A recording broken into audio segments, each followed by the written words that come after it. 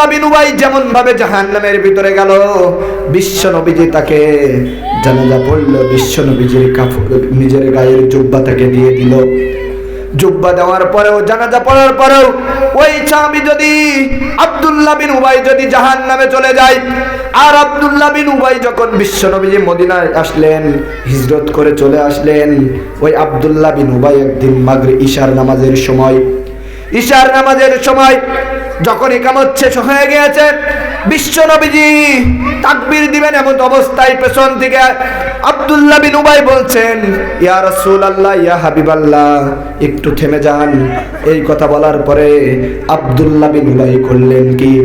এই কথা বলে আব্দুল্লাহ বিন উবাই বিশ্ব নবীজিকে বললেন, পাশে দাঁড় করিয়ে রেখে ফরজ নামাজ বাদ দিয়ে আব্দুল্লাহ বিন উবাই ঘোষণা দিলেন, ও আমার ভাইরা, ও আমার বন্ধুরা, তোমরা কি জানো বিশ্ব নবী জনাবে মুহাম্মাদুর রাসূলুল্লাহ সাল্লাল্লাহু আলাইহি ওয়াসাল্লাম তিনি মক্কা থেকে মদিনায় হিজরত করেছেন। ইনার মতো ভালো মানুষ মক্কা এবং মদিনায় এমনকি তাম পৃথিবীতে আর কেউ নাই।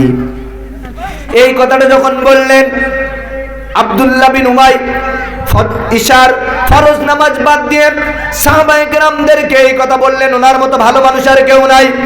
এই কথা যখনই বললেন, আব্দুল্লাহ বিন উবাই এত বিশ্ব নবীকে ভালোবাসার পরেও যদি জাহান্নামে চলে যায়, তাহলে আল্লাহ রব্বুল আলামিনের জমিনে আমাদেরকে পাঠিয়েছে।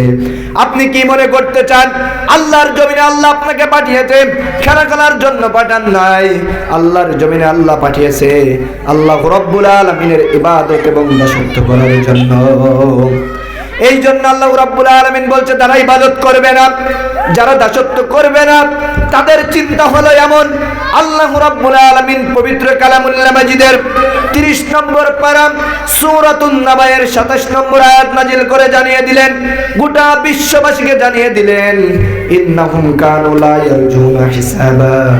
ওরা মনে করত কিয়ামতের হিসাবের দিবস বলে কোনো দিবস নাই, কিয়ামতের দিবস বলে কোনো দিবস নাই, কোনো দিন নাই।